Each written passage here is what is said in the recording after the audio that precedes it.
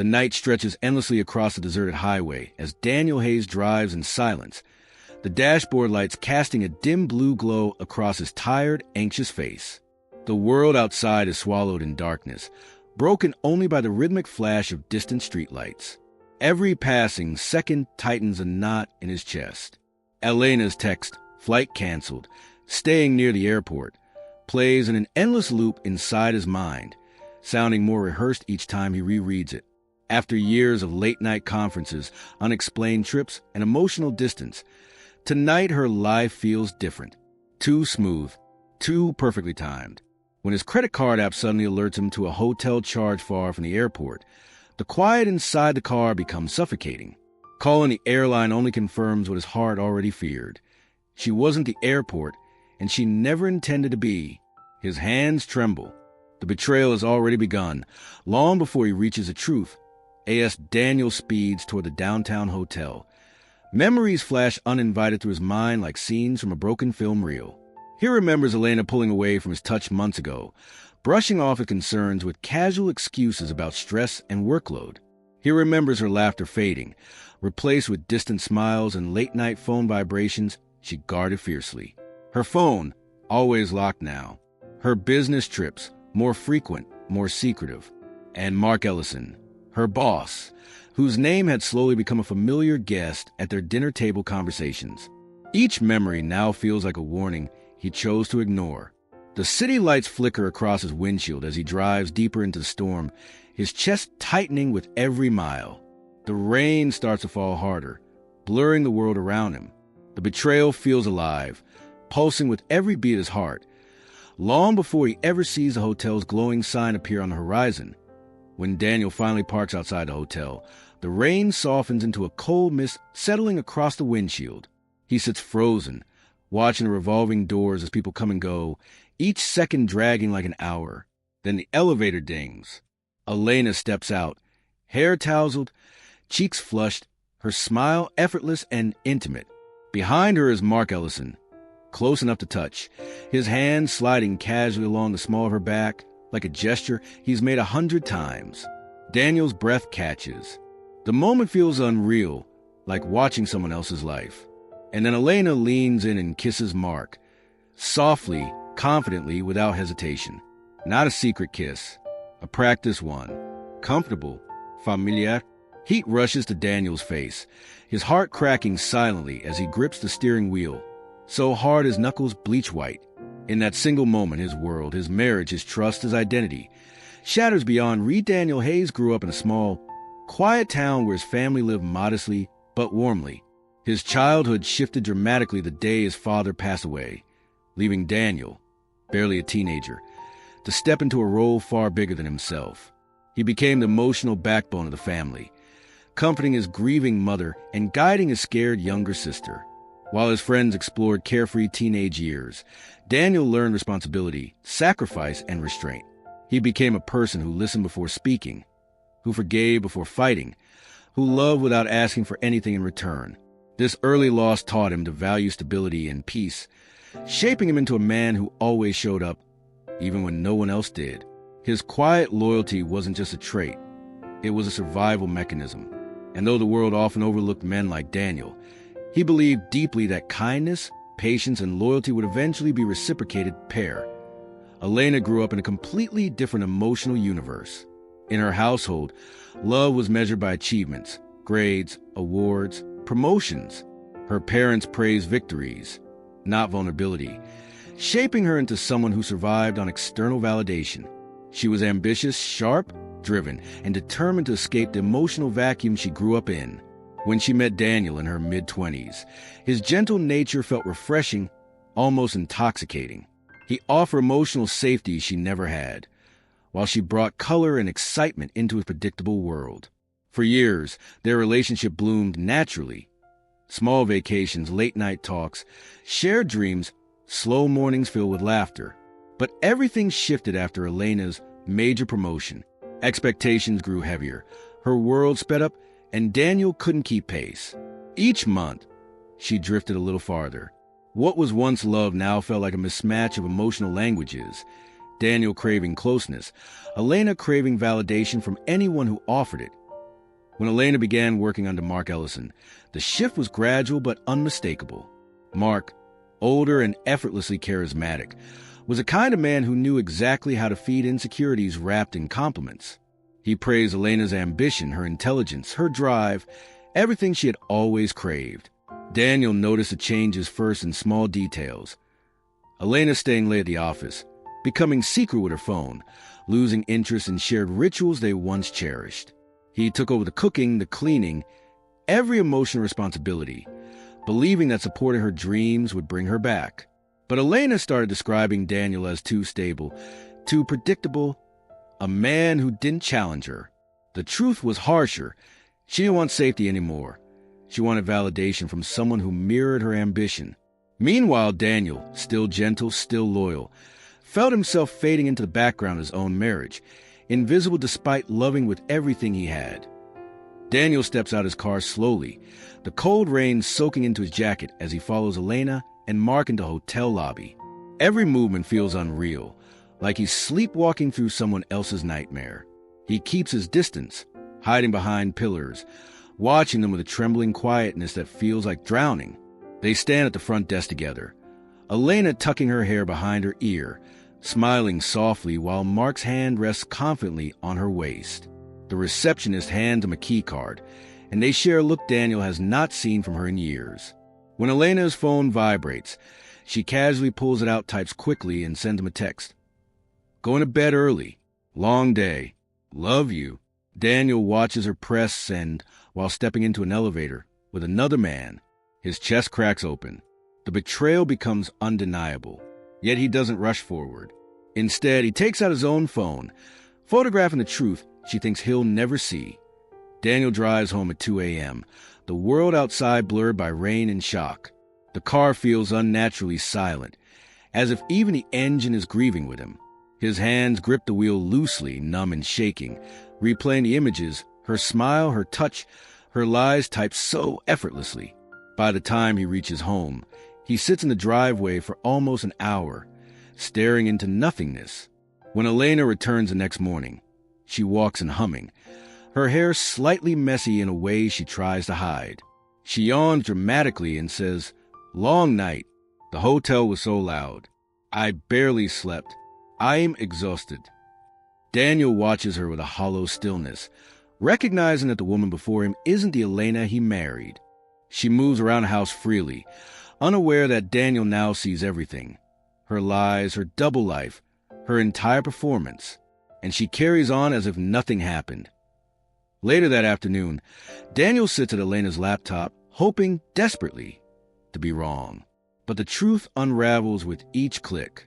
He discovers charges for lavish dinners and bar nights, moments she told him she was working overtime, all funded by his income. Then he finds a hidden credit card under her name, filled with hotel reservations and expenses tied directly to Mark. His stomach drops when he opens an email chain revealing she's applying for a transfer to another city, with zero mention of him. She wasn't planning a separation. She was planning an escape. Then he sees it, Mark's message glowing on the screen. When are you telling him? You deserve freedom. He holds you back. That single sentence cuts deeper than the affair itself.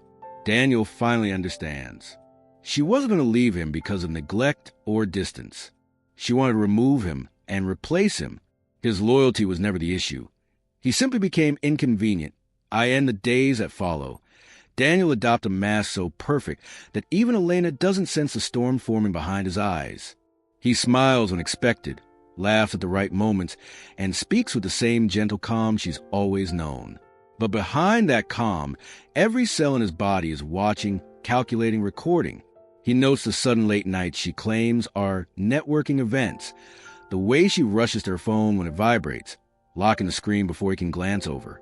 He notices the subtle shift in her wardrobe, the extra effort in her makeup on nights. She says she's too tired to go out with him. Every lie she tells now lands softly at first, then echoes louder inside him as he documents each one. Photos of her outfits, screenshots of her excuses, timestamps of her absences. He doesn't tell his sister. He doesn't confront Elena. He waits and observes as Daniel grows quieter. Elena grows fearless. She comes home later, smelling of perfume she didn't put on at home. She scrolls through her phone with a secretive smirk, tilting the screen away whenever Daniel enters the room. Whispered calls in the hallway become routine, her laughter soft and flirtatious, a tone she hasn't used with Daniel in years.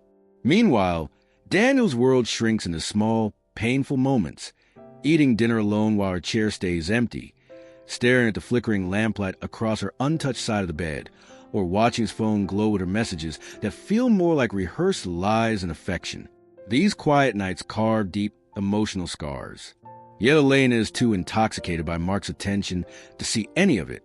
To her, Daniel remains a safe option, a background presence who will never fight back.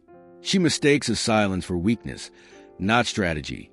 The tension snaps the night Elena accidentally calls him Dano, in the exact tone she uses with Mark, breathy, distracted, almost romantic. She freezes for a fraction of a second, then laughs it off, blaming her exhaustion. But Daniel hears everything behind the slip. Intimacy, carelessness, and a growing emotional detachment. Later that night, as he walks past the hallway, he stops when he hears her voice behind the slightly open bedroom door.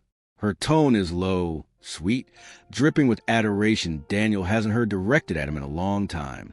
Then he hears it, the sentence that breaks something fundamental inside him. He's too soft to fight back. Elena says it lightly, confidently, certain that Daniel is incapable of defending himself, incapable of leaving, incapable of being anything but a quiet shadow in her life. For the first time, Daniel feels something sharper than pain. Resolved Daniel moves silently, methodically, like a man who has finally stopped drowning and started swimming with purpose. His heartbreak becomes fuel, sharpening his focus instead of blurring it. As he digs deeper, he uncovers something Elena never thought he'd find.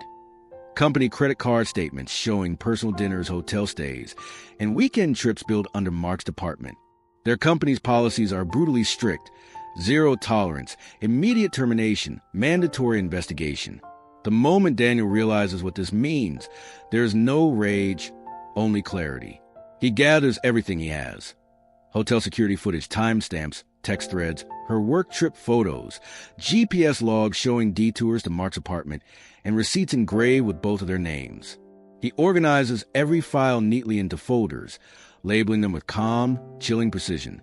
For the first time, Daniel no longer feels powerless. He holds the truth, and the truth holds consequences neither Elena nor Mark can escape. Daniel waits until evening, sitting calmly at the dining table while Elena enters the house, phone still in her hand, laughter from her call fading. Without raising his voice, he asks her to sit. She hesitates. Something in his tone feels different. Then Daniel presses play on the hotel footage. Elena watches herself step out of the elevator with Mark, watches the kiss, watches a hand on her waist, watches the truth she thought lived in secret. Her face drains of color. She breaks down instantly, but not from guilt. Her trembling voice reveals what she truly fears. Daniel, my job, please don't do this. He finally sees her clearly. This isn't a woman devastated by losing her husband. This is a woman terrified of losing status. Daniel responds with no anger, no tears, just a steady voice that cuts deeper than any scream. You didn't make a mistake. You made a choice. The next morning, Daniel files a divorce with the same quiet precision he used to collect evidence. No dramatic speech, no argument, just signatures. Then he sends everything anonymously to HR: the hotel footage, the corporate card misuse, the timelines, the receipts, the messages. The investigation triggers instantly. Mark Ellison is escorted out of the building by security before lunch. Elena is called into a meeting room and emerges pale, shaking, her badge confiscated. She is suspended pending full review. Her career, the one thing she valued above love, trust, and home, collapsing like a tower built on lies. Meanwhile, Daniel walks away from the building, feeling something he hasn't felt in years: weightless. He didn't destroy her out of revenge. He simply exposed the truth she created. And for the first time, he realizes the power she claimed he lacked was never missing. She just underestimated him. That Daniel's first act of freedom is simple: he moves out. No theatrics, no final speech, no lingering in doorways hoping for closure. He packs his belongings with surprising calm, placing each memory into boxes with a sense of quiet acceptance rather than pain. His new apartment is small and imperfect, but it feels like breathing for the first time in years. He begins spending long afternoons with his sister, laughing, cooking, reconnecting with family. He unknowingly distanced himself from while trying to hold together a marriage that was falling apart behind his back. He returns to hobbies he abandoned, woodworking, sketching, even late-night documentaries he used to love. One evening, while cooking dinner alone, Daniel suddenly notices something unfamiliar in his reflection on the microwave door. A smile. A soft, genuine smile not forced by politeness or survival. For the first time in months, the air around him feels warm again. Daniel starts waking up early, sometimes before sunrise, just to feel what a fresh morning without tension feels like. He jogs through quiet streets while the world is still stretching awake, the cool air brushing against his skin like a reminder that he's alive, moving, rebuilding. Each step feels like shedding a layer of invisible weight he carried during the final year of his marriage. Back home, he cleans the empty bedroom in his new place, slowly organizing, sorting, letting go. He doesn't cry, doesn't break down. He simply exhales the memories out his chest. For the first time, the silence of the room doesn't feel lonely. It feels peaceful. He replaces the old bedsheets with fresh ones, opens the windows wide, and lets sunlight flood the space. Healing isn't loud, dramatic, or sudden. It's found in these tiny, steady choices that quietly build a new life from the inside out. Elena reaches out eventually, voice trembling, eyes swollen, rehearsed sorrow dripping from every word. She stands at his door, clutching tissues, apologizing in circles, about mistakes, about weakness, about being lost. But Daniel sees it clearly now. Her tears don't come from remorse. They come from consequences. She isn't mourning the marriage. She's mourning the fallout. And unlike before, Daniel no longer feels the urge to comfort her, save her, or absorb her guilt. He listens quietly, respectfully, then simply steps back and says, "I hope you figure yourself out, but you don't get to do it through me anymore. No anger, no bitterness, just truth."